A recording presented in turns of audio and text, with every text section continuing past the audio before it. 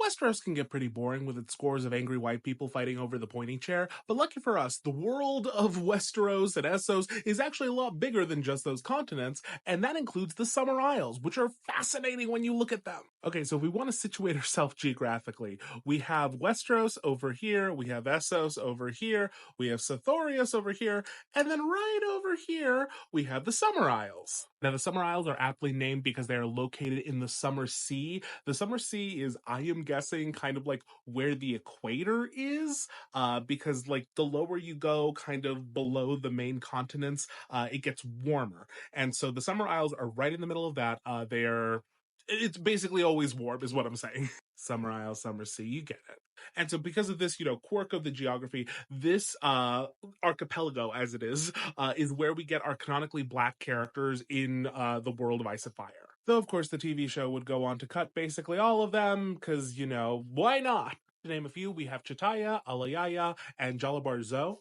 They all live in King's Landing in various capacities. Jalabar is an exiled prince of the Summer Isles who has basically taken up residence in the Red Keep, initially under Robert Baratheon. Robert found him to be kind of amusing because Jalabar would always basically ask him, like, hey, would you give me, like, the military resources I need to go, like, retake my land? And Robert would always be like, maybe next year, we'll see. Because apparently Robert liked the idea of, starting another war, because war is where he is unfortunately the happiest. And so he liked the idea of being like, hey, I could be like the first person ever to go invade the Summer Isles. But then his advisors would be like, hey, but what if you like didn't do that? Because, that's stupid. And he would listen. And then you have Chitaya and Alayaya.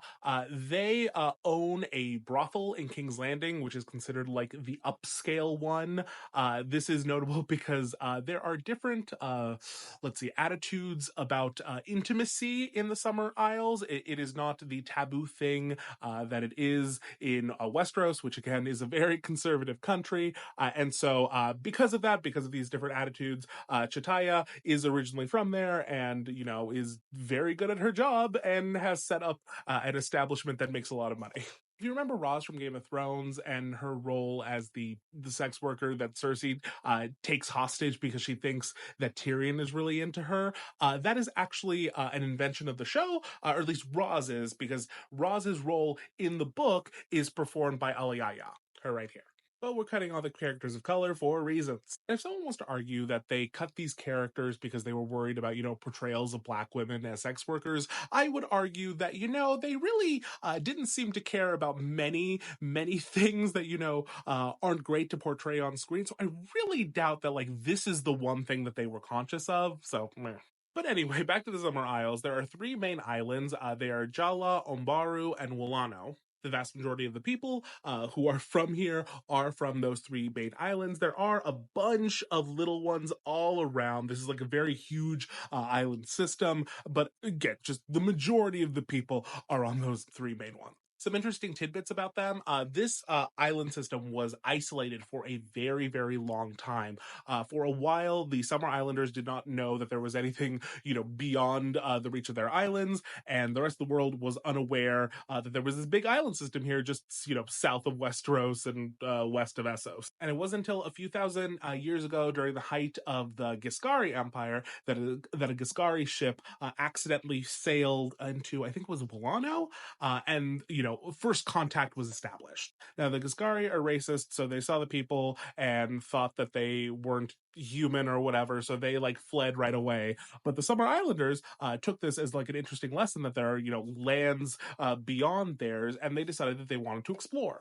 A prince named Malthar Zak, who is from Koj, this island right here, decided that, this was their opportunity to start exploring. And so he basically became the first person that instituted a bunch of shipbuilding. And shipbuilding has become this very big thing for the Summer Isles. They build these giant, huge, really magnificent ships that are able to do the long distance sailing and are great to prevent people from attacking them. This would become important as they, use those ships to establish contact with the world and establish trade. They eventually would become big trading partners with Valyria, with Geese, what was left of it at that point, and even Old Town up in Westeros. Now, an issue that, of course, came up was the tendency of Valyria to basically promote the slave trade, which unfortunately led to the Summer Islanders, participating both as like unwitting slaves, but also as like people who were like buying and selling. But that was ended relatively quickly, timeline wise, by a princess named Zandako. She is one of the few people who was able to unite all of the Summer Isles under her, and she led what would become known as the Slaver Wars, where she basically outlawed slavery in the entire Summer Isles, which has lasted until like the modern day of Westeros. There is no slavery allowed there, unlike a lot of Essos. And she basically, for the next, I think it was, I don't know, like 50, 100 years or something, her and then her daughter after like fought these people off until basically they were terrified of ever approaching the Summer Isles again. So like, you go, girl, you did good. Of course, one of the ways that they were able to do this was with their kind of superior navy. They built these huge boats known as swan ships, because they would have like birds on like the mast, or like this big like long thing. I don't remember the ship terms. It's fine. But they were known as swan ships, which I think is a fun name. And because when it came to fighting, they were kind of at a disadvantage because the Summer Isles doesn't really have like iron and metals in the same way that Essos does. So when the people they were fighting would have, these swords and stuff, the more traditional spears weren't very helpful. So what ended up happening is they became like the best archers in the world. They would build these huge longbows out of golden heart wood, which is a wood that can only be found on the Summer Isles and is incredibly strong. And so they were basically able to develop these bows, and along with these ships, which were built in such a way that they could like very steadily like stand on them and shoot, they were able to develop a reputation as these terrifying archers who could like shoot you down from very far away before any other ship could get close enough to do some damage to you. In the main series, when Sam is traveling down to Old Town with Gilly and Maester Aemon, they use a ship called the Cinnamon Wind, which is a swan ship that is being manned by Summer Islanders. And there is an incident where like a slave ship gets a little too close. They all pull out their bows and chase the slavers away. It's very fun.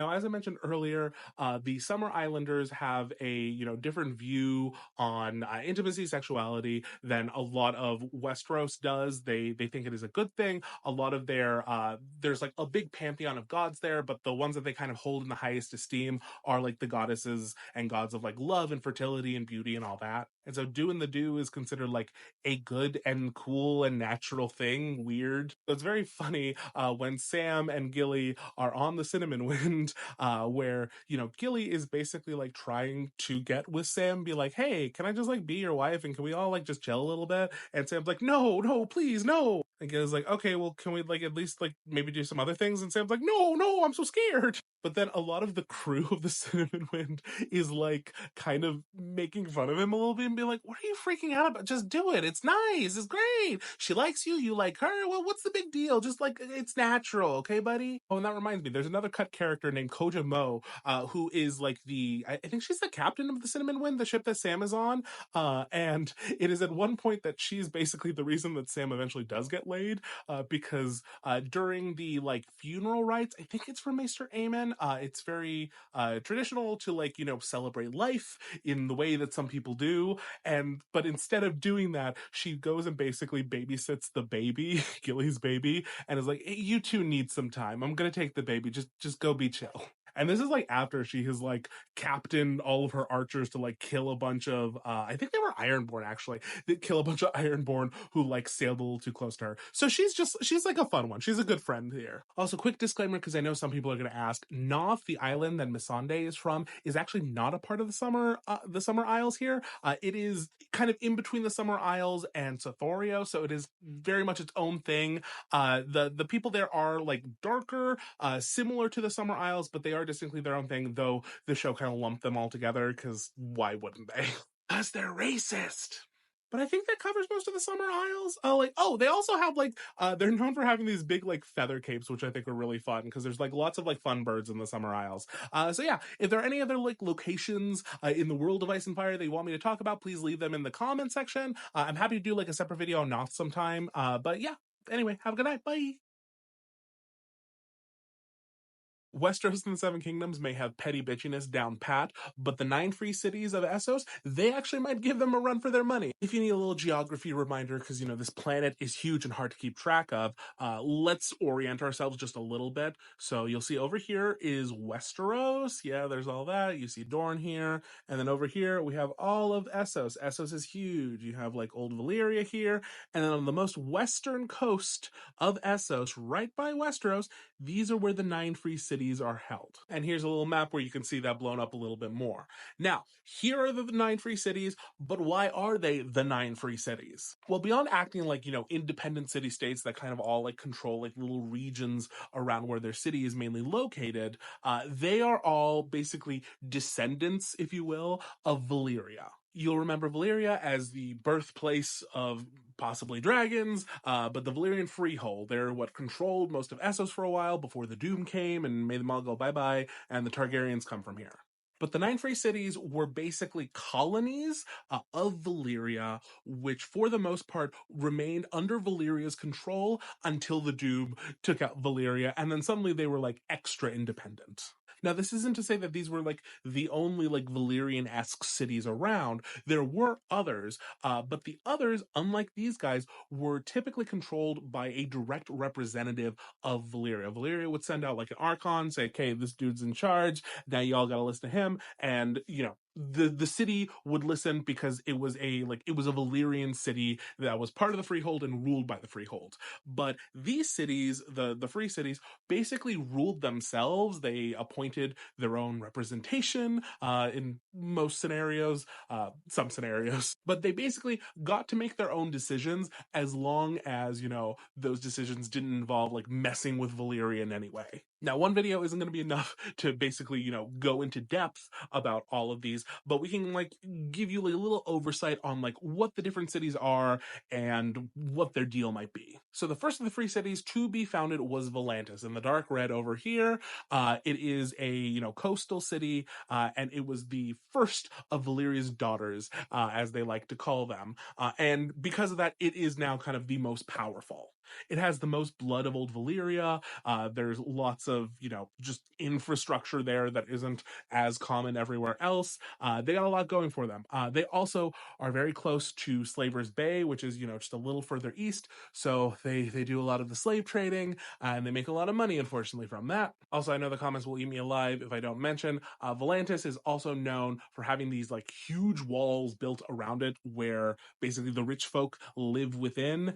And yeah, you guessed it, those walls are made out of that black, oily, black rock stuff that is everywhere, and we don't have answers, and I don't get what it means. And I get that it's an H.P. Lovecraft reference. You don't need to tell me that's what it means. I get it. I don't know, like, big picture what it means, but it's there, and cool. Yeah, I'm gonna move on. No more Blackstone until the next time it comes up. Next up, we have the Quarrelsome Daughters, known as Lys, Myr, and Tyrosh. They are known as the Quarrelsome Daughters because they are always fighting. In fact, you'll probably notice like the like tan land in between them is called the Disputed Lands. It's disputed because they are always fighting over it. Each of them was founded for like different reasons. Tyrosh, I think, was a military outpost. Lys is for the pretty people. I don't know. I know there's like lots of like pleasure houses in Lys, so lots of pretty people come from there. I don't know. And Myr is Myr. I don't remember Myr. Myr, the carpets. They have carpets and they do textiles and stuff. I remember the thing. Thank you. Why am I thanking myself? I don't know. But yeah, basically these three are known for fighting just all the goddamn time. It never ends. They are always fighting. They're always trying to pull the other free cities or Westeros into their battles with each other, and it just causes all sorts of problems all the time. Next, let's do the moody religious offspring, which include Qohor, Norvos, and Lorath. Basically, most of these, except for Lorath. Lorath has a more complicated history, but I'm going to include them in this section. But basically, all these cities were founded because Valyria's well-known tolerance of religion was unacceptable to them, and they wanted to be able to, practice the correct religion, where, no other religions are allowed, because they're right and you're wrong, and shut up. If you get that reference, put it in the comments. I'm sorry, this is a dumb video. But anyway, so Cahor, Brokaw, they're the ones that worship the black goat of death or whatever. And yeah, that's kind of their deal. Norvos, they're basically Scientology because they have their religion that's the right religion, but you don't get to know the god's name or anything about it until you are like an initiate in the religion. But everyone seemingly listens to the gods who speak through the priests and control everything. And then finally, you have Lorath up here. Lorath is a weird one. So it's actually been around for a while and was the subject of like tons of wars and stuff like that. The Andals, who would eventually go and, mess up Westeros and get all like Faith of the Seven conservative on us, they were here for a while and I think killed like most of the some of the earlier people who had been there, and then they got driven out, and then eventually I think Lorath was like mostly abandoned, and then another like religious group from Valyria, they went and lived up there. They worshipped Boash, who was I think the blind god, and their whole deal was like, hey, yeah, we like abstain from like everything, and we don't drink and we don't eat. We're all vegetarians, and it's a good fun time. Moving on, though, we have Pentos here, another like trading one. Pentos is the closest of the free cities to King's Landing, so you got lots of trading basically. Yeah, it's not super interesting. But our plot kind of starts here for one of our main threads, namely Daenerys, when we first see her, is in Pentos staying with Magister Illyrio Mopatis. He is the guy that helps sell her to Khal Drogo, and then seemingly is involved in some other schemes to put some people on the Iron Throne. We'll see. But anyway, that's basically Pentos, yeah.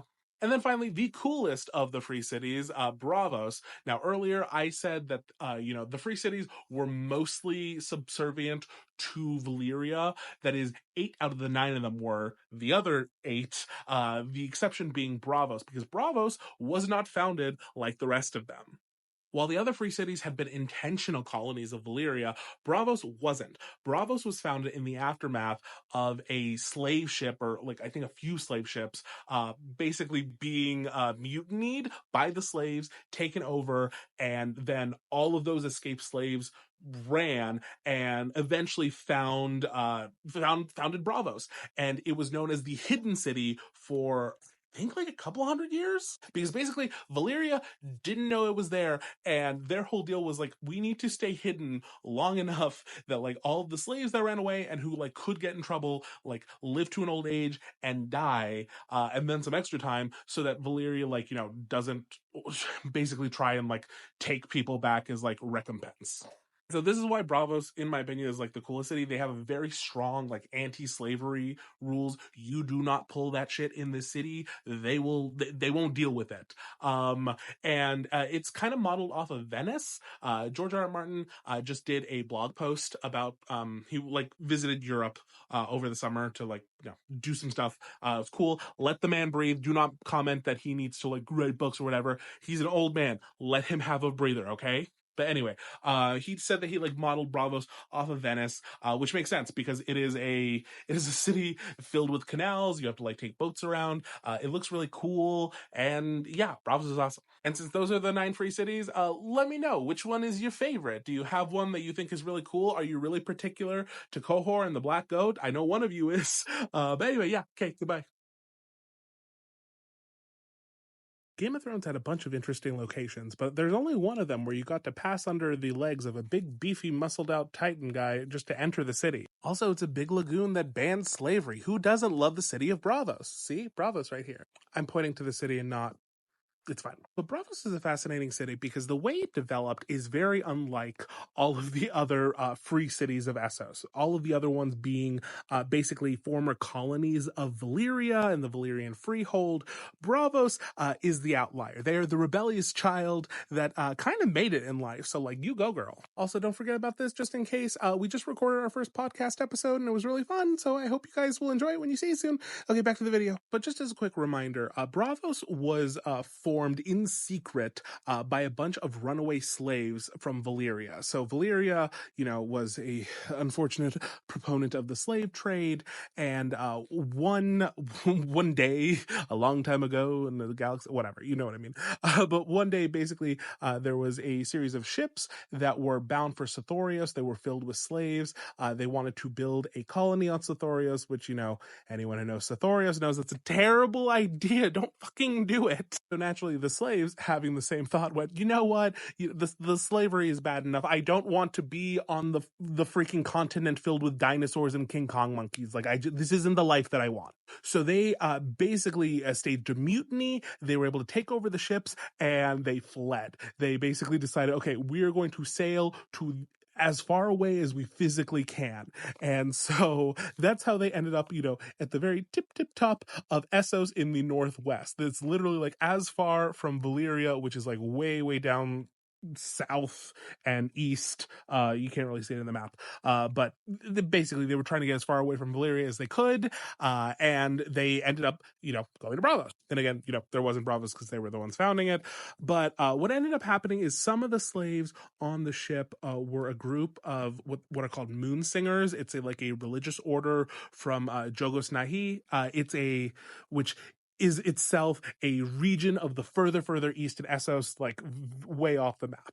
But this group of moon singers, this religious order, I believe they're all women, basically had a premonition that their salvation was going to be basically where Braavos is, in this lagoon, if they could just find it, which they did. And so they settled there and said, okay, we're going to make a new city, but it's got to be secret. Obviously it has to be secret because Valyria is possibly still looking for them, or at least wondering did anyone survive? Was it a shipwreck? What's the deal? And so they build up this city in secret and start basically creating this mini civilization for themselves with a bunch of interesting elements to it. One of the big ones, per this comment over here, is the development of the Iron Bank. So the Iron Bank basically came about in a very fun, kind of sweet way, in which a lot of these, runaways were collecting what little treasures they could, and so they started storing all of them in this cave in Braavos. And then after they collected enough and people were getting a little richer, they started loaning out money as a way of making more money, and that literally grew into the Iron Bank. And the Iron Bank became very powerful because they became known for loaning money not just to individuals but to countries. So Westeros, for example, owes a shit ton of money to the Iron Bank because they're the big bank that would be willing to loan that much money to that big of a country. In the main series, the Iron Bank is causing all kinds of issues because people keep trying to fuck with it. So when Cersei, gets in charge of King's Landing in a Feast for Crows, she decides that they're going to stop paying the Iron Bank, which, you don't do that. It's because they're broke because of all the wars and stuff, and they're, struggling to make the payments. And she's like, well, we're just going to put a pause on the payments because banks are notorious for being cool with that, right? So naturally, because they're pissed, they start calling in basically all of the debts around Westeros, which causes, issues economically. And this chaos, causes more chaos around the country, creates more of a headache for Cersei, who doesn't understand why her well-laid plans aren't working all of a sudden. It also leads to envoys being sent, I believe, to the Wall. And this is where, I think the show kind of gets its whole, thing with, Stannis being supported by the Iron Bank, because Stannis and I think Jon Snow, convinced the Iron Bank, to give, Jon Snow a loan so that they can, buy food to survive the winter, because the Night's Watch is, gonna starve. And they also get support for Stannis and his claim because Cersei is obviously not being super helpful. Beyond the bank, though, one of the big things about Braavos is its penchant for religious freedom. Braavos is known for having hundreds of religions and hundreds of temples in the city that are all cool to worship, which is interesting because Valyria did as well. And that was kind of the one pretty good thing that Valyria was known about, was this religious freedom. So I guess they took the one part that they liked and then they kept out the slavery, which I think is totally a positive. Yeah. But of the major religions, there's a very big temple for the Moon Singers, the group that helped find Braavos so that it could be founded. And then there's also the House of Black and White for the Faceless Men. The Faceless Men, we don't know exactly when they got to Braavos. We think it was either like shortly before or shortly after the Doom, which is why there's speculation that the Faceless Men were involved with the Doom of Valyria, but we don't know. But eventually they would establish like their new headquarters in the House of Black and White, in the city of Braavos, and has remained there ever since. Which makes sense because, once again, Braavos is one of the only, if not the only, major city of like the free cities that like fully outlaws slavery. It is not okay. It is literally written in stone on the city. Carved into the arch, which is like the entrance to one of the big canals, is what's called the first law of Braavos, which is that no man, woman, child can be enslaved, made to be a thrall, in sort of any sort of indentured servitude. Slavery is not cool. These are the descendants of slaves, and they will kill you if you try to do that, rightfully so. Then, of course, you met my boyfriend here, the Titan of Braavos, which is considered to be like the main defense of the city. So there is a large mechanism that allows it to like roar.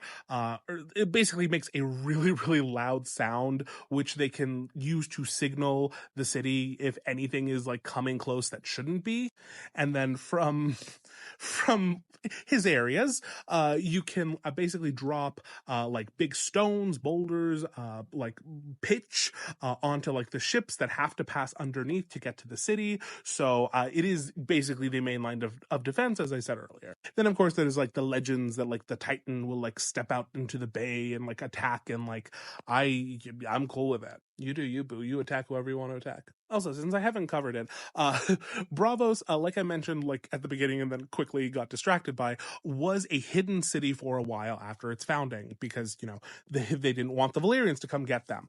So Braavos basically waited until its 111th anniversary to then proclaim its existence. They call it the uncloaking, where Braavos like uncloaked itself to the world fully. Like some people had known up until that point, like they had done some like trading here and there as they like grew and grew, but this was like the first time they're like, here we are, world, here she is, boys, here's Rose. That's for the theater geeks out there. You should have assumed. Look at me, and I've been flirting with like a statue for like 5 minutes. Like, yeah, I'm a theater geek. But when they did the uncloaking, something that I found very interesting is that they actually like went and paid Valyria back for the ships that they stole. Though they made a point and they said, we're not going to pay you back for the slaves that have since been dead, because like you don't own people and we don't owe you money for people, but we the descendants of those people will pay you, the Valyrian descendants of the people who were enslaving us, for the ships that we stole, so that we could say that we're all square. And they like evidently were, but then like the Doom happened, and it didn't matter because like fuck them and those slavers. But yeah, Braavos is pretty cool. I also kind of like the weather. It's supposed to be like really rainy and muggy, but it just, for me, it's like giving like Seattle vibes with like a Venice infrastructure. Like I want a boat. Boats are fun. So tell me what you want me to talk about next in the comments. Remember, I kind of pull these from the comments all the time. So yeah, y'all are cool. Okay, bye.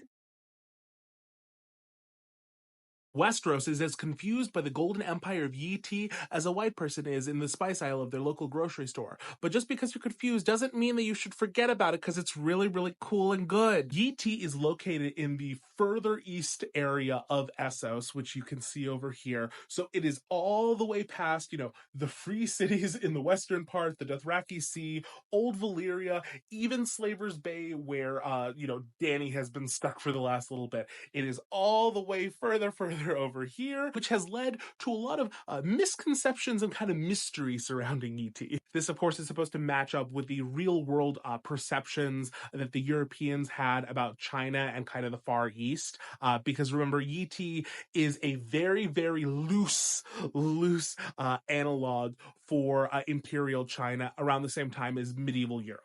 And it's George who has insisted it's very, very loose.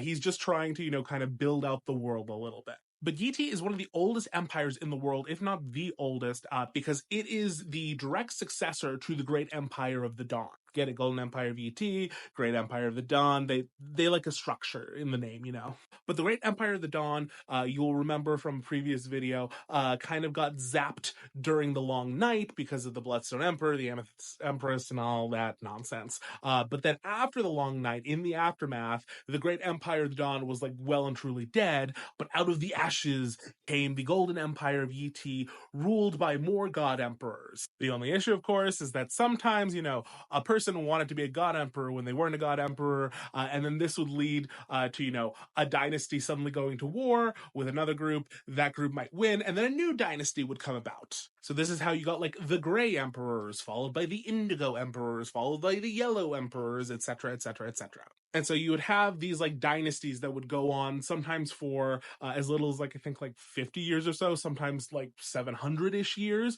depending on how stable they were. My personal favorite were the Pearl White Emperors, who were also known as the Eunuch Emperors, because when an emperor would ascend the throne, they would have their cut off so that they could focus entirely on ruling, the empire to the best of their ability without any distractions. And boy, do I wish that some modern politicians could have that happen to them if they want to be in charge. But anyway, because the Empire of Yi has lasted for so long, we can attribute a lot of very cool things to them, like writing, for example. As the longest continuous empire in Essos and really possibly the world, they have some of the like longest histories because they basically invented writing first, and they have meticulously tracked things over the years. They also tend to look down upon a lot of the younger civilizations, basically being like, I know more than you. But they kind of get to do that because they are old. They are so old. There's a famous Westerosi explorer named Lomas Longstrider who recorded a lot of the information that the Maesters have about ET. And he said that like all of their cities are enormous. They're like so far bigger than any of the ones that they have, you know, in the West, whether it's Westeros or like Western Essos. And they like dwarf them. And then even those cities tend to be built on the ruins of like two other cities below them. So these are like ginormous, insane structures. And speaking of giant, insane structures, this is a good time to introduce the concept of the 5 forts, which you can see depicted in a very cool illustration down here, and like kind of connected by a wall. These are basically, in the opinion of a lot of the internet, the Essos equivalent of the wall in Westeros. Because not a ton is known about the 5 forts, besides that they were supposedly built back by the Pearl Emperor, probably right before or about near the start of the Long Night. And so the theory is that they were used basically to try to keep the others out. There's a lot of weird details about them. They are built out of fused black stone, not the oily black stone that is my enemy. This is a different black stone, don't worry. But it's a fused black stone similar to the ones that the Valyrians would use to kind of like build their structures and roads and stuff. Use dragon fire. So a lot of people wondered whether the Valyrians helped build the 5 forts, but that doesn't really make sense because that predates Valyria, and there aren't, you know, any records of dragon lords really ever going like this far east super often. But they're supposed to be huge, insane structures. Each of them is said to be able to hold like 10,000 men, and I think it says that the walls are supposed to be like 10,000 feet high, which is pretty high and is probably just George never, you know, being super good about measurements, but I digress. But the point is, though, that they were these huge structures that could house thousands and thousands of men that, according to the legends or, you know, the ancienter writings, were built by the Great Empire of the Dawn to keep the Lion of the Night and his demons out. I don't know about you, but that sounds like the others to me.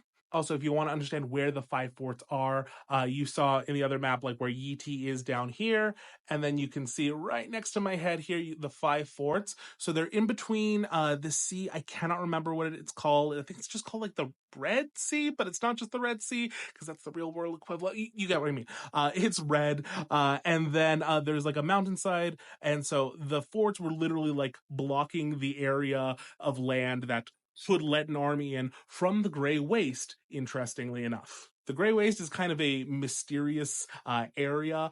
Nothing survives there, and because we don't know where Essos ultimately ends, there is some theorizing that the Grey Waste eventually, when it keeps going, attaches to the lands of Always Winter up in the north, and so the idea being that the others are from wherever it connects, and then they just came down to the west towards Essos and then down towards Westeros.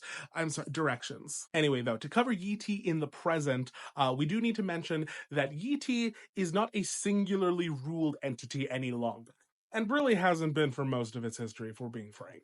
Because remember when I said that, there's those competing dynasties and then one topples the other, yada, yada, yada? Well, they don't always cleanly topple each other. So currently in Yi Ti, there are 3 different individuals claiming to be the God Emperor. The current accepted capital of Yi Ti, which is another thing, the capital moves depending on which dynasty is in charge, but the current accepted one is Yin right here, on the edge. You can see where my finger is pointing, it's fine. And then the illustration in the middle, this is supposed to be Yin. That is ruled right now by the, I believe, Azure Emperor, and he's the, I don't know, 30, 40 something, whatever. But like I said, there are multiple God Emperors at the moment. So there's also the newly self-crowned Orange Emperor up in Trader Town. Orange Emperors, don't love them. And then in Carcosa, which I don't remember where that is, it might be slightly off the map. I don't know if it's actually in Yi Ti.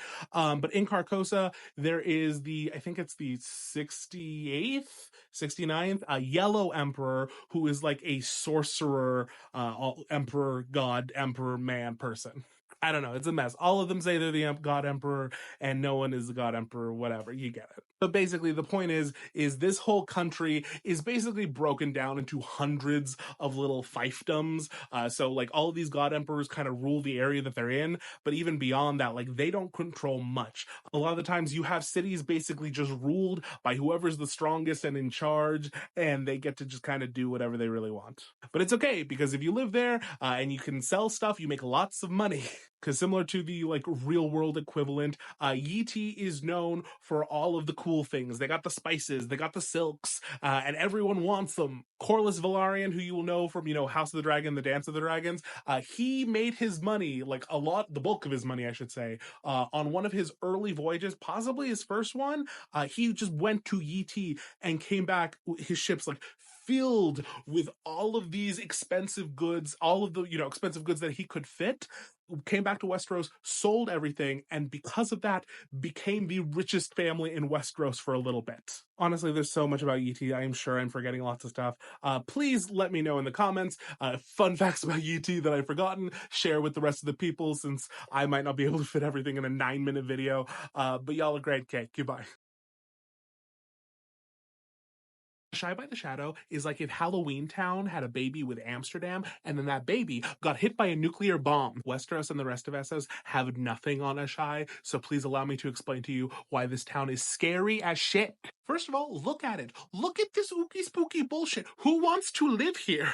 And the answer is not very many people. Because the first thing to know about Asshai is it is huge. It is a huge ancient city.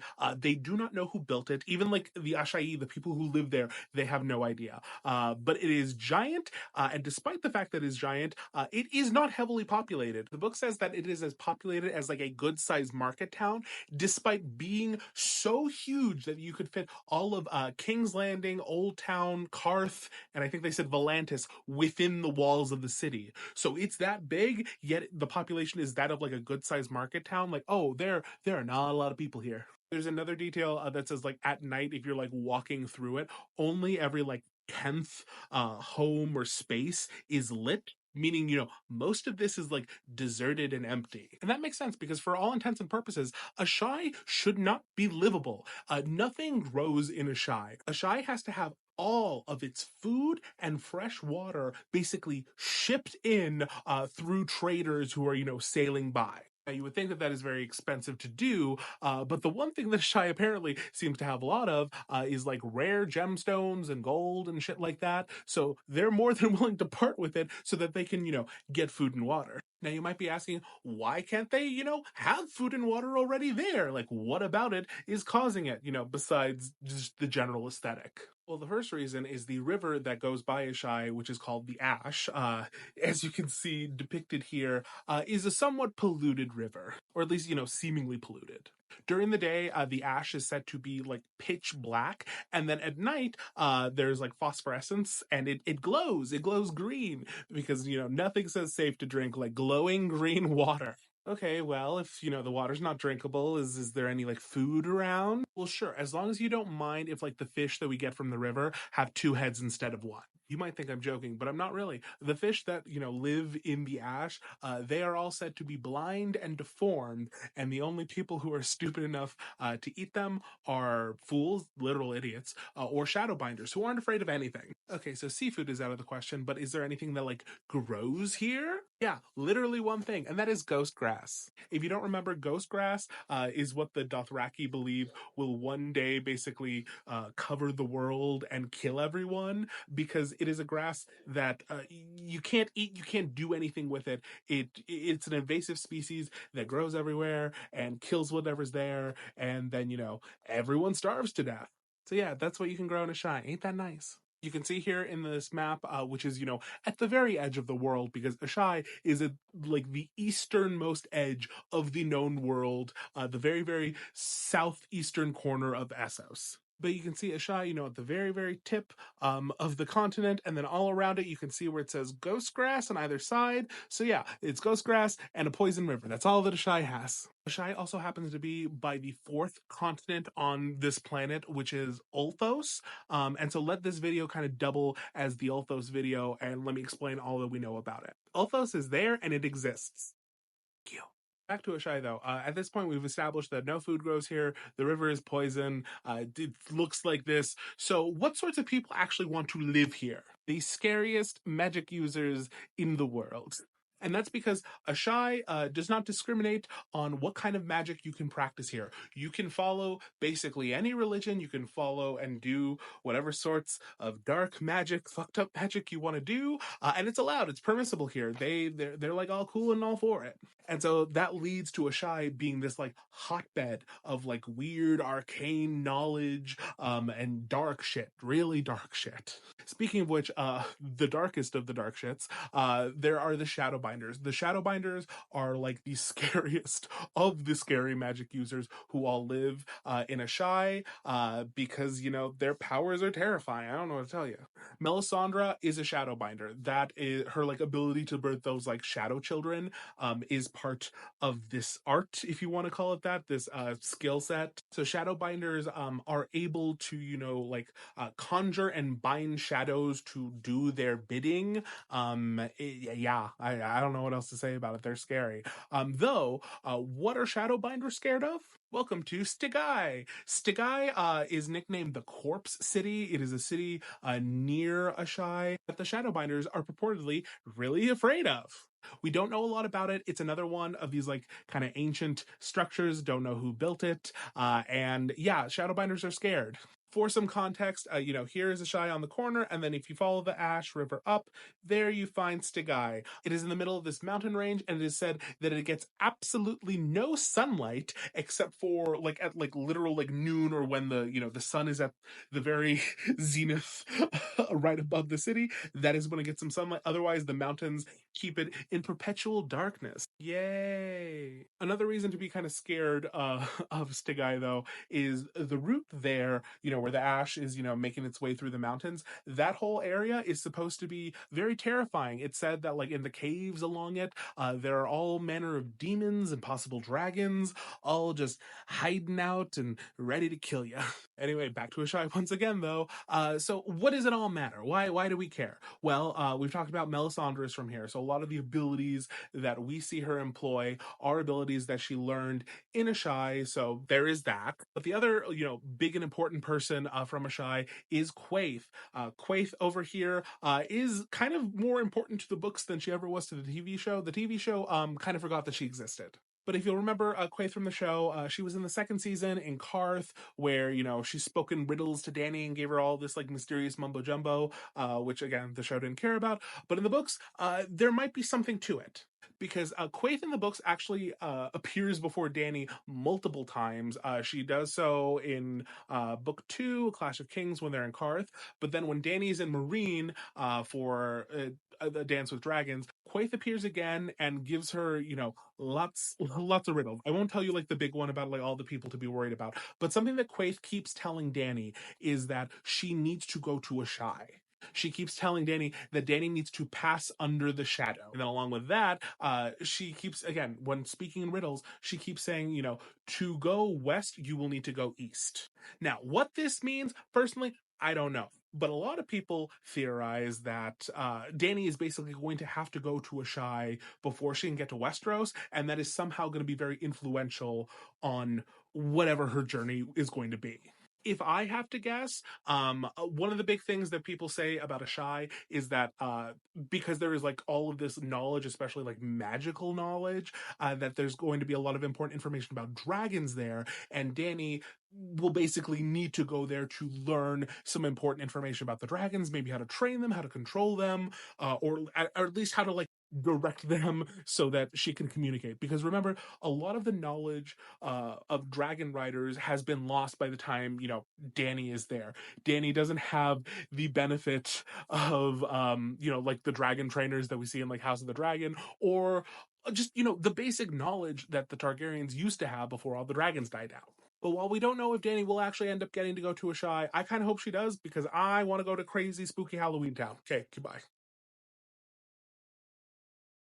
Westeros and Essos are always trying to kill you, especially if you're pursuing the pointy chair. But they got nothing on Sothoryos. Yes, Sothoryos, the random-ass third continent that we never talk about, but sounds like it's straight out of a nightmare. Welcome to Sothoryos, the Australia of the Song of Ice and Fire books. Everything here wants to kill you, and let me tell you about it. Let's start with the weather. It's hot, it's humid, and it's filled with disease. As you would assume from a name like Sothoryos, Westeros, Essos, Sothoryos, Sothoryos is in the south. The south is basically where things get progressively hotter, however this planet works. And so, a southern continent, which is mostly jungle, is humid as hell and not great. Well, not great if you don't like the heat. If you like the humidity and the heat and, the things wanting to kill you, go for it. It's cool. Could not be me.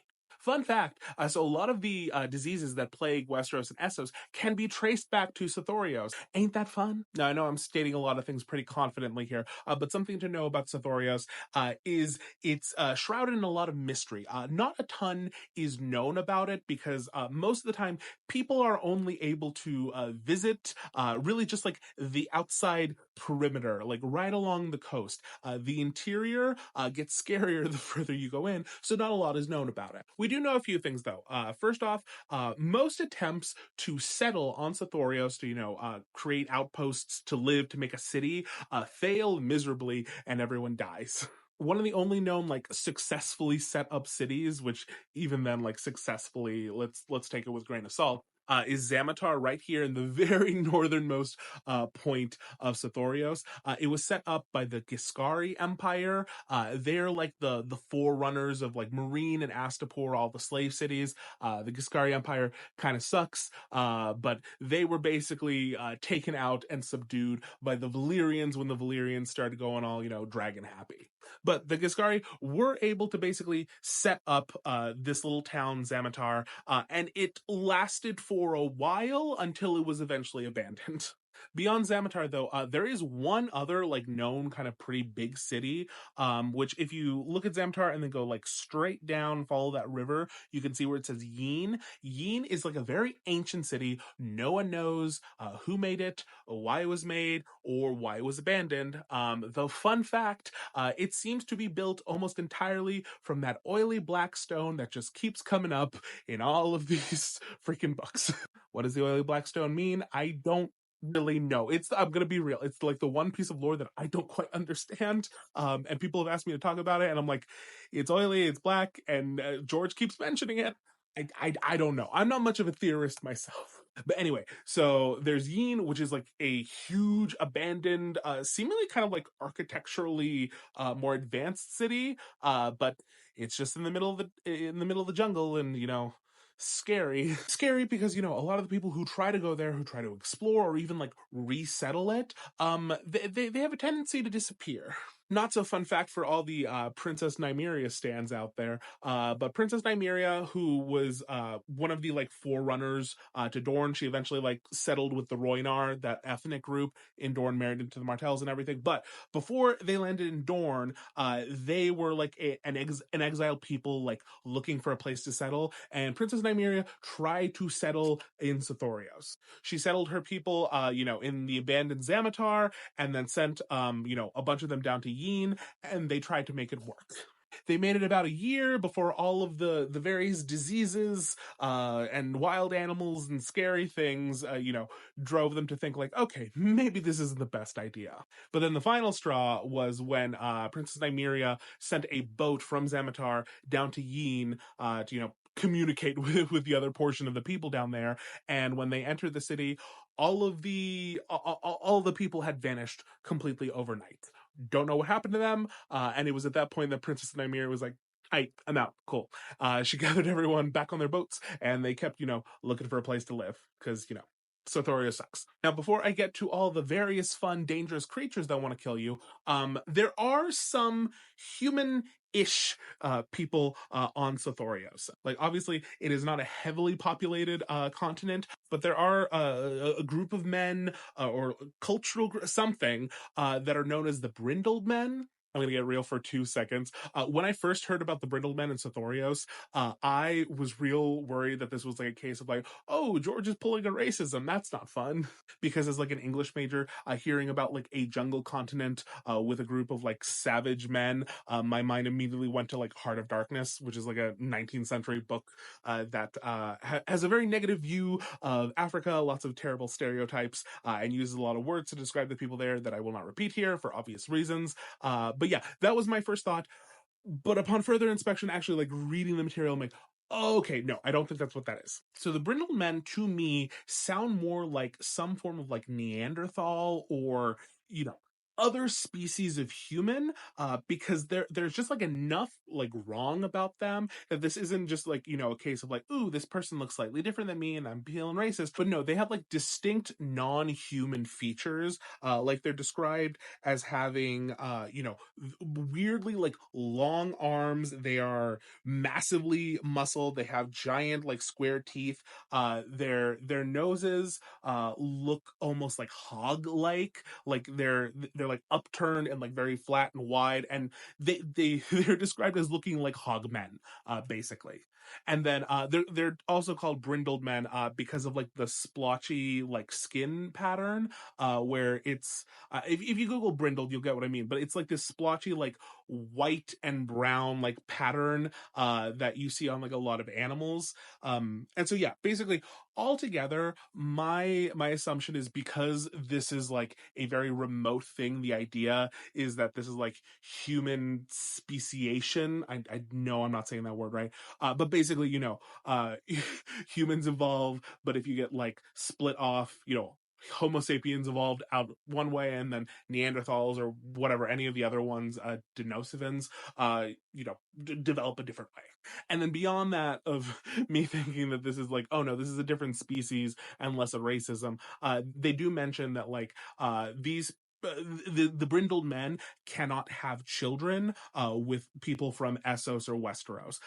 If they try, like most of the time, like they're not fertile, or like the babies are not alive when they're born, and there's like lots of issues. So this seems like this is a different species. Now, beyond the disease and the Brindled Men, who are like probably going to fight you if you try to like live near them, we also have all the dangerous creatures that want to eat you. Behold the selection from the menagerie. So up on top, you have giant white vampire bats, who are known to be able to like, drain a man of blood and leave you dead. If the disease and the Brindled Men haven't gotten you first. There's also basilisks, up in the far right corner, just scary lizard monster things. They're very aggressive. They like to eat you. Down below, we have I think they're called like tattooed lizards or walking lizards, which are basically just raptors. They're raptors. Fun. Then over here, we have wyverns, which, are distinct from dragons in the world. They can't breathe fire. They're described as having like these like long beaks, and they're a lot more aggressive than dragons, unfortunately, though they are smaller. And before anyone comes for me and is like, oh, well, all the dragons in this universe are wyverns because they only have 2 legs. Let me tell you something. Language is made up. Language, we make it up. It's not real, okay? Try reading Beowulf in Old English. Try reading the Canterbury Tales in Middle English. Try reading Shakespeare in Modern English. That's all English. It's all very different. Why? Because language changes all the time because we make it up. If I decide to call babies goo goo gagas and I get enough people to buy in, that's a word now. They are goo goo gagas. So Georgie Boy calls his dragons while they have 2 legs, and millions of us buy in. Well, you know what? He kind of got his way now, didn't he? I may have gotten sidetracked. But I'm passionate because language means nothing. Also, some special mentions for creatures I couldn't find pictures of. But there are specific kinds of wyvern called brown bellies that are supposed to be like the size of monkeys, but they hunt in packs of 100, so they're terrifying. Also, shout out to the giant literal King Kong monkeys. That is a thing. King Kong monkeys, they are the size of King Kong, and they can like kill an elephant with their bare hands. It's crazy. Oh, and don't forget the giant crocodiles that can like attack boats and kill. They can break the boat. They can break the boat because they're giant. Finally, though, despite having like some maps and Sothoryos not looking super big, we don't actually know the size of it. A Valyrian with her dragon tried to fly to the end, spent 3 years flying, and basically said that this was a continent with no end. So yeah, we don't know a ton, but what we do know is terrifying. So yeah, okay, goodbye. Sothoryos makes Westeros and Essos look downright pleasant with its giant King Kong monkeys, its giant dinosaurs, its disease, and just all the shit that wants to kill you there. But how big is it? How big is Sothoryos? Because, we can tell it's big-ish, but, when you can't explore a place because of the King Kong monkeys and the dinosaurs, you get it. It's hard to tell. So short answer, we don't technically know, but there is one person who did attempt to figure it out, and the results are a little scary. And that person is Janara Boleris and her dragon, Terrax. Before we get into that, though, quick plug for the pod. We have a brand new episode over on, the tubes that are you. That was a funny bad joke. And by funny bad joke, I mean it wasn't funny, but you know what? We're committing to it. Anyway, y'all wanted long-form content. I'm providing the long-form content. The links are in the link places. You get it. Anyway, go watch the thing. Go listen to the thing. Go interact with the thing. Y'all get it. Anyway, Janara. So Janara and Terrax said, hey, we have a fun idea. What if we figure out how big Sothoryos is? And so Janara, Janara, that's how you say it. I keep getting like her name mixed up because they have the A and the E in places, and then it's whatever. Can you tell I'm very tired? It's fine. I give you content, you give me validation on the internet. This is the relationship. It's all cool. But anyway, Janara and Terrax are like, hey, we want to find out how big Sothoryos is, because apparently when you have the Valyrian Freehold as your home, you don't have enough shit to just fill your time. So why don't we do a trip to just, the murder continent? So, determined to figure out how big Sothoryos is, Janara hops on Terrax and they start flying, and they keep flying, and they continue to fly non-stop. Well, I assume there's a couple stops, but they continue to fly for approximately 3 years. Now, if you're saying that seems like a long time to be flying and not reach the end of a thing, especially on Dragonback, I would say, yeah, I agree with you. I'm gonna be real, I think this is a case of George, not really, doing the whole scale thing very well, which he admits he's not very good at. But yeah, so apparently for 3 years, Janara and Terrax just flew through the sky, looking around, going, wow, there's still land. When eventually she would make her way back to Valyria and, reported her findings, she would say that it was a continent without end, made up of endless jungles, mountains, and deserts. So yeah, after 3 years, she basically just gave up. She gave up and said, I can't keep flying in this one direction. This seems bad. Now, you might have some questions at this point, which is understandable. And we're like, okay, so while she was flying on this continent for 3 years, how did she deal with all the shit that's there? How did she eat? How did they survive? And, short answer, who fucking knows? Once again, I'm going to be totally for real. I think George's world is very well fleshed out in a lot of ways, but I think this detail in particular is really confusing and causes more issues than it actually answers. And then finally, because I know there's going to be like three of you in the comments who are like, please tell us more about Janara and Terax and House Boleris, or her house in Valyria. Please tell us all the details. Give us the tea. And to that, I'm going to say, the sentence where this is explained, because it's like a sentence, is the only time she is mentioned. It's the only time her family is mentioned. It's the only time her dragon's name is mentioned. I promise you, if there were any more crumbs about Janara, I would give them to you, but I have none to give. I have not. Look, my hands are empty. Yeah, if you're a math whiz, can someone like calculate how big Sothoryos would have to be for Janara on Dragonback to be flying for 3 years and not reach the end of it? I'm curious. That seems insane and like not at all feasible. Anyway, good night, y'all are cool. Goodbye. Westeros and Essos have some bizarre places that characters can visit, but none of them are quite as bizarre as the island of Ibben in the north of the Shivering Sea, where you can find cavemen, children of the forest, and hot Valyrians. Now, when I say cavemen, I mean like kind of cavemen, because there are like non-humans, humanoid types in Essos and Westeros, if you know where to look for them. Now, there's the obvious ones in, like the children of the forest. There are also giants that you see in the main series. But then, as I mentioned before, in Sothoryos, you have a group called the Brindled Men, who are like kind of human, but not really human, because like they look a little more like I don't like Neanderthals. They look like cavemen, kind of. And I know Neanderthals aren't cavemen, but I'm just using the colloquial, whatever. But we know that they're not human because they can't, procreate successfully with other humans because they're like something else. And another good example of that is Ibben. This island right here in the north of Essos in the Shivering Sea has a group of humans called the Ibbenese, except they're not like really human, they're like human-like. There aren't any really good illustrations of them that I can find, but the way that the books describe them is they're all like very short. They're no more than like 5.5 feet tall. Like that's the tallest one. So the shorter ones are like probably closer to like 5 feet or so. They have very, very short legs, but bizarrely long arms. They're very pale, so pale that you can see like the veins underneath them.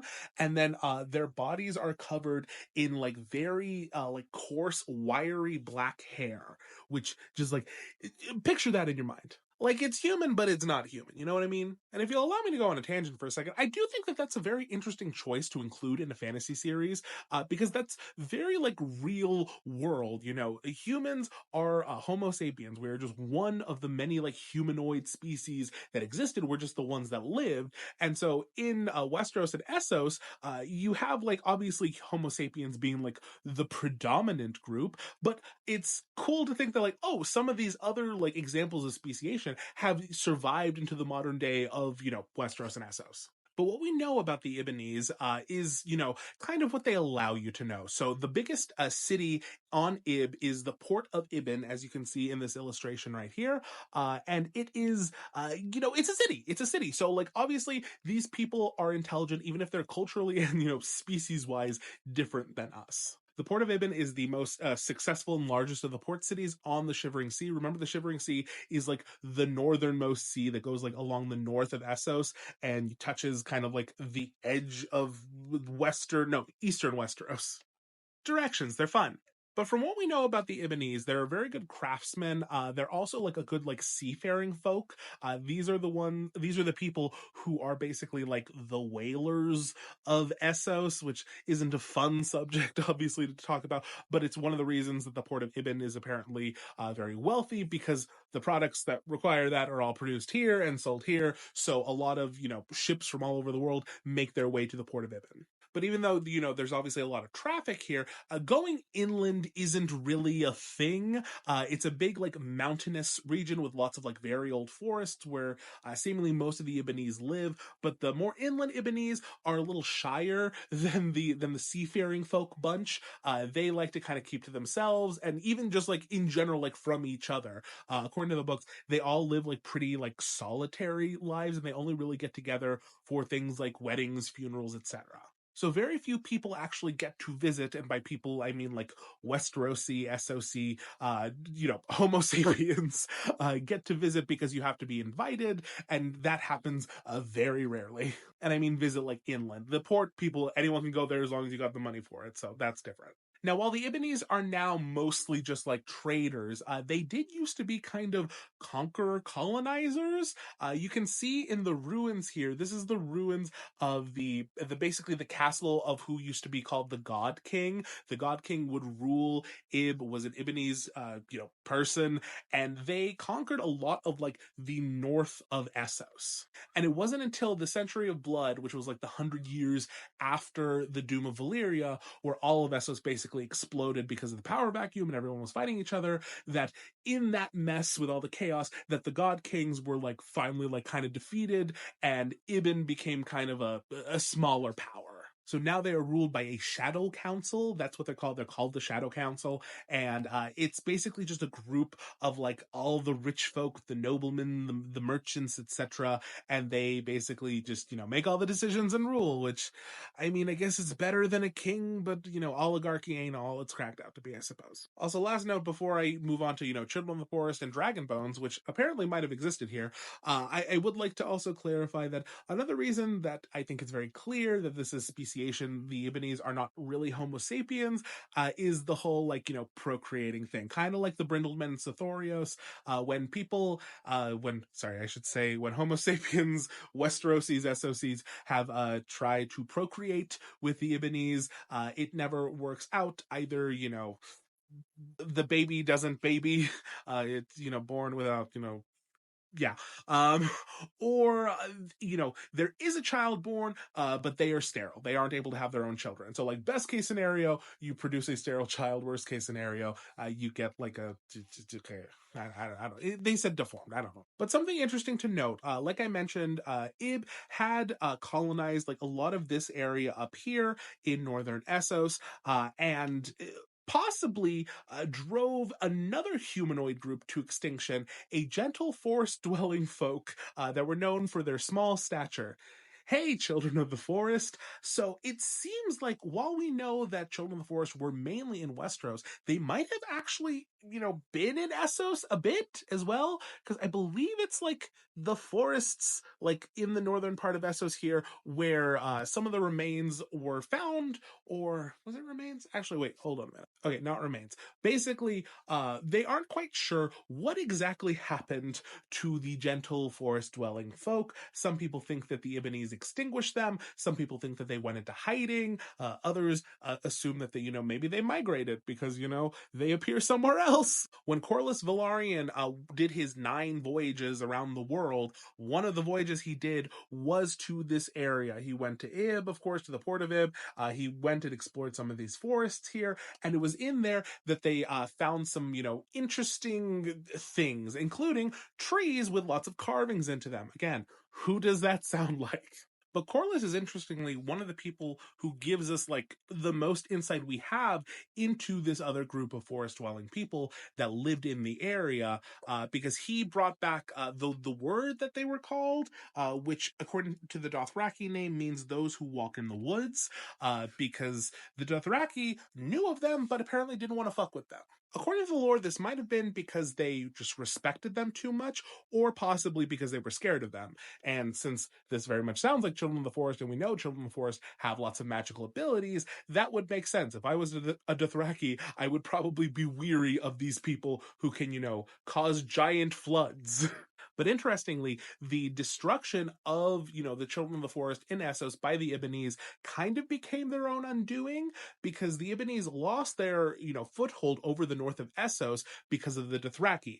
After the, Century of Blood, the Dothraki finally started venturing north, possibly because the children that might have existed there no longer did, and so there was nothing preventing them, and they weren't scared of the Ibbenese. So the Ibbenese lost all of their land with the exception of Ib itself, and then there's like Far Ib over here. Now remember, if there's anything else you want me to make a video on, especially if it's related to like location-based lore, drop it in the comments. I'm going to be simultaneously posting this video here as well as in the other place. So yeah, please make sure that you're following and liking and sharing and blah, blah, blah, blah, all that fun stuff. Okay, bye y'all. Game of Thrones ended with Grey Worm over here deciding to sail for the Isle of Nath, because that had been the home of Missandei, who unfortunately has been by Cersei after Daenerys kind of forgot about the Iron Fleet. Don't get me started. Unfortunately for Grey Worm, though, deciding to sail to the Isle of Nath is probably the worst decision he could make, because everyone is about to That is because the Isle of Nath is famous for a disease which, causes any outsider who lives there to become unalived. The Isle of Nath is located in the southern portion of the world of Ice and Fire. We have Sothoryos down here, as you can see, being all horrible and Sothoryos-y.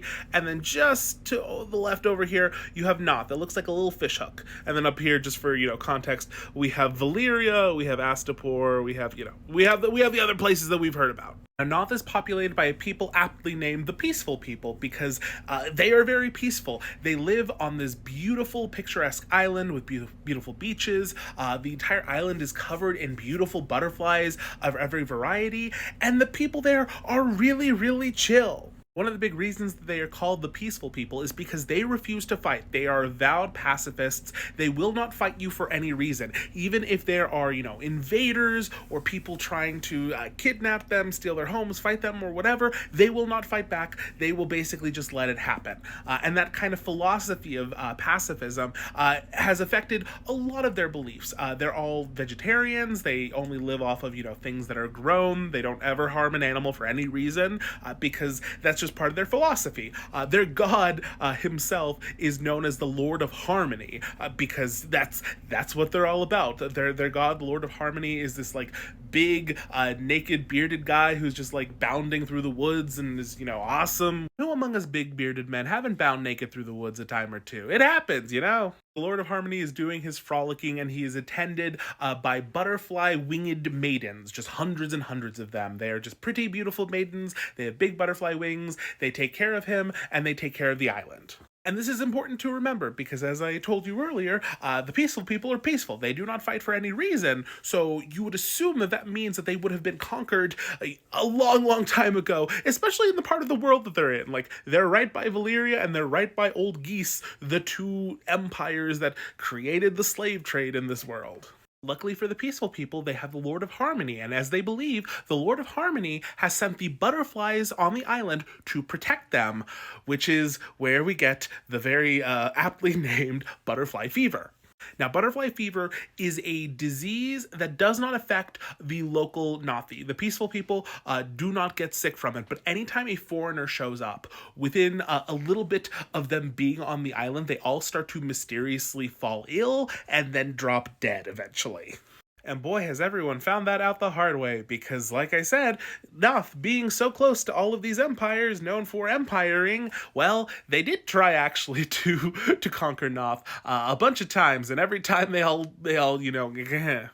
The Giscari Empire, Old Geese, they tried 3 separate times to conquer the Isle of Nath, and it went as well as you would think. The Valyrians got a little further. They ended up building a fort there made out of, you guessed it, my favorite substance in the world, black stone. Woo! Grr. I hate this shit. But don't worry, it's not the oily black stone, so it's not my true enemy. It's only my kind of sort of enemy, the fused black stone. The fused black stone that the Valyrians like to build all of their shit out of. Lest we forget, there are a billion types of mysterious black stone in this goddamn book series, but okay, let's move on. And then we can't forget that the Rhoynar, the ethnic group that makes up much of Dorne, when they were fleeing Essos with Princess Nymeria and they were trying to find a new place to rebuild their new home, they tried the Isle of Nath. They tried it. Unfortunately, the longer they stayed there, the sicker they got until they all started, and then Nymeria was like, okay, y'all, we gotta leave. Even though the Naathi people, the Peaceful People, were very welcoming to them. They're like, yeah, you can stay here, that's totally fine, we don't mind. And then Nymeria's people all started getting sick, and they're like, we're really sorry, we can't stop it. It's the Lord of Harmony, he's protecting us. So yeah, the Valyrians tried to build the fort, the Giscari tried to conquer it 3 different times, and then you have the Basilisk Isles just north of Sothoryos here. These are all ruled by pirates, pirates who are also slavers, so they would also try to take advantage of Naath and, go to the island and steal people, rule people, etc. But don't worry, because all of them are by the butterflies. The butterflies, they get them all. From what we understand, the disease begins as a fever, hence the name butterfly fever, and then you just get sicker and sicker until you're just like keeling over somewhere. And an interesting tidbit that I actually kind of love, in the World of Ice and Fire, the book that a lot of this lore comes from, the maesters who are talking about Naath speculate that the disease actually originates with one particular kind of butterfly on the island, a very large one with black and white wings, which I love as a detail because they are literally a butterfly of death, and black and white is the color scheme and symbol for another very prominent death associated group in the series. It's the Faceless Men, the House of Black and White. Get it? It's death butterflies. You would hope that with an island unaliving people, that the people trying to do the conquering would take the hint. Unfortunately, though, especially the pirates kind of figure out some workarounds to not have to deal with the butterflies and therefore the whole unaliving. Yeah. So what the pirates quickly discovered is if you did not stay on the island too long, there was a far less of a chance that you would get sick So they're like, okay, if we go to the island, we need to be quick. They need to be raids instead of trying to conquer the place. And then beyond the whole being quick thing, they also realize if we go at night, when the butterflies aren't out, because butterflies are, daytime creatures, they're not nocturnal. So if we go at night when all the butterflies are away, there's even less of a chance. So our plan now going forward is we're going to do these short raids all in the middle of the night. And that's the plan, because we can't just let the nice, peaceful people chill. So that's how Naath became subjected to a lot of these raids and a lot of their people being kidnapped and sold into the slave trade of the major cities. And sadly, because of this, the Naathi, who had been like a coastal people, they liked living along the beaches and enjoying, the beauty of the area, they started going further and further inland into the hills and hiding so that they weren't as easily subjected to these raids, which have continued on into the modern day.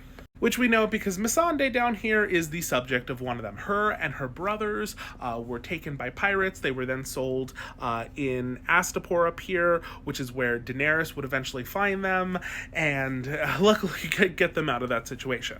So back to the original point about Grey Worm deciding to sail there with all the Unsullied at the end of the series, that's gonna be a problem, because while the island is beautiful, while it is it's covered in beaches and there's rolling hills and there's butterflies everywhere, like it's gonna hurt all the Unsullied. You guys are finally in a position where you can just literally go wherever you feel like going, and you choose to go to the place that's gonna, So anyway. Yes, that's yet another reason that the ending of Game of Thrones is very stupid. And also, yay, butterfly fever, you get rid of those colonizers. Okay, goodbye.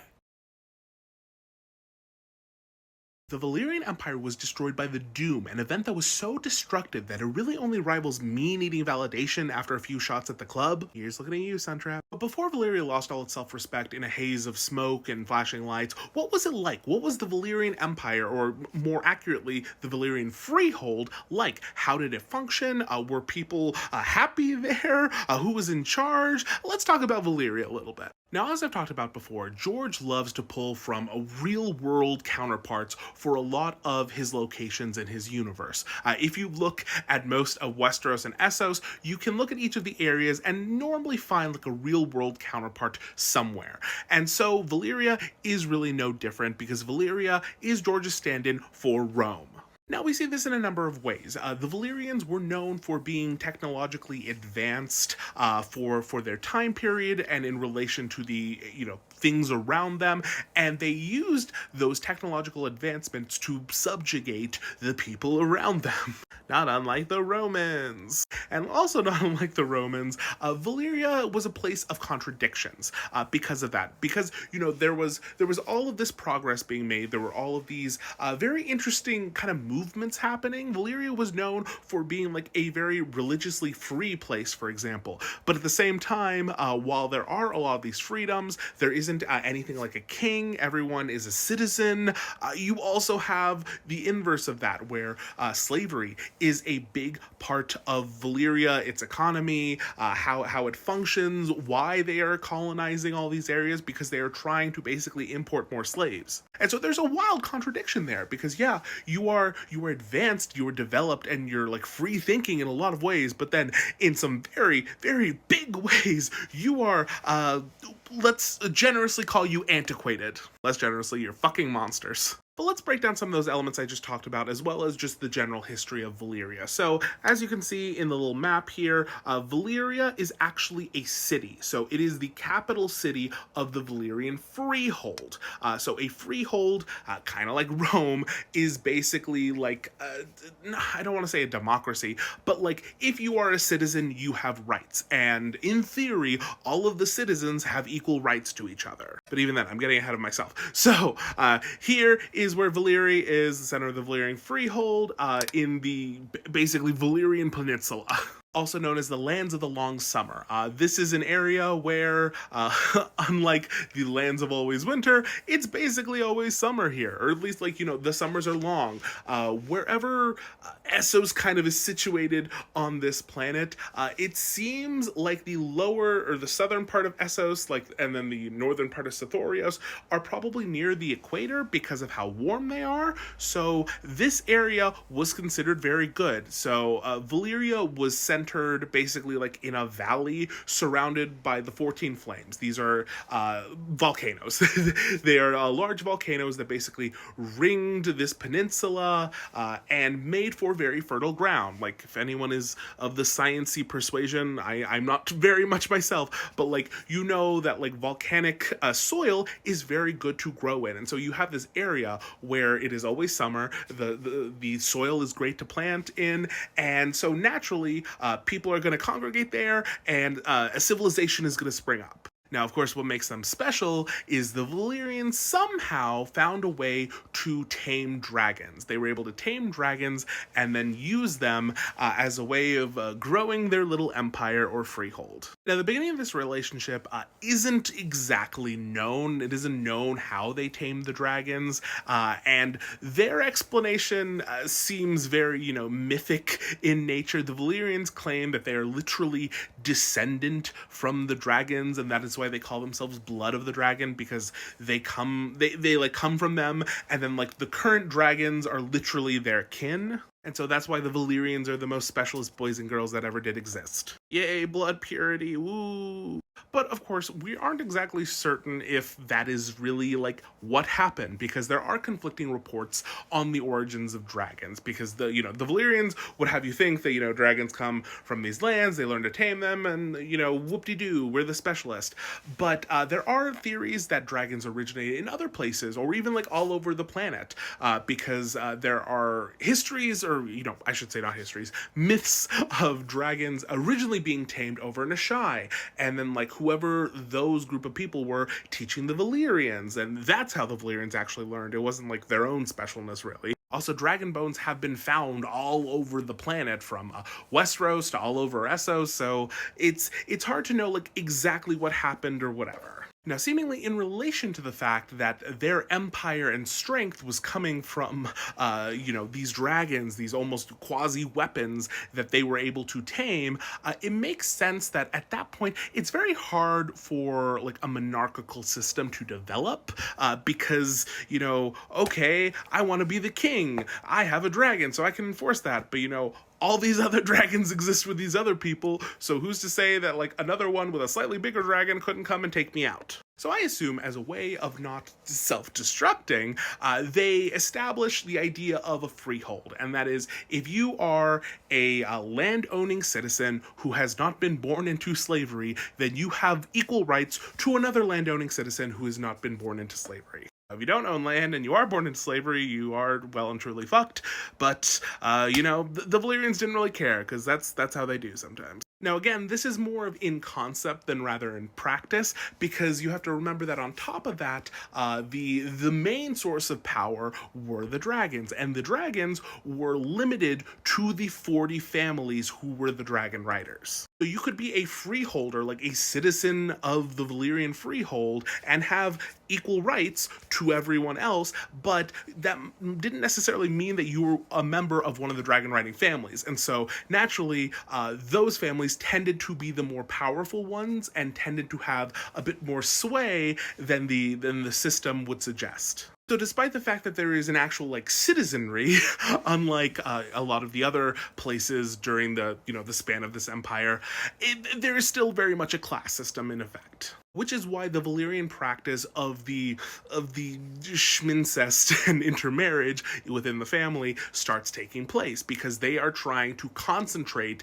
their power, to concentrate their privileges amongst themselves, because the more the more you dilute that when everyone has dragons, then you don't have as much power. It's the same logic that I used earlier for why there isn't a king, because there are just too many of them to be able to, fully subjugate the others.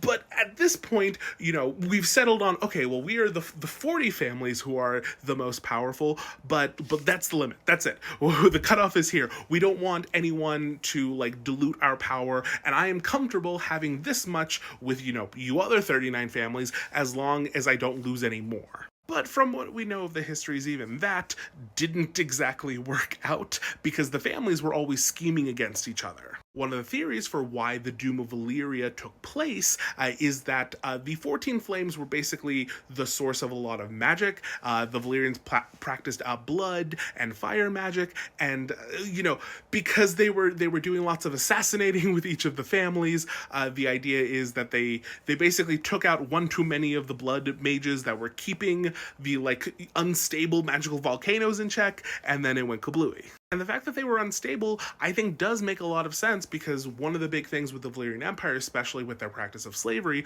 was they were trying to pull in slaves to work the mines of these volcanoes. Because these volcanoes were rich in so many natural resources, they were basically importing people to get it out for them so that they could, expand their wealth. Which is why it's also the general belief that the Faceless Men originated in the mines of the 14 Flames, because these were people with nothing in life. They had nothing at this point. They were slaves. They were going to die in this place, mining, hoping that they didn't get killed with lava or fireworms or whatever. And then the Faceless Men developed as a way of granting the gift of death, to these people who wanted release from this. I'll say I really like the idea of the Faceless Men and the doom being caused by the assassinations of all these blood mages, because I think it speaks to the issue of Valyria, which is its own hubris. Despite having positive aspects of its society with its technological advancement, its freedom of religion, etc., it abuses its privilege. It abuses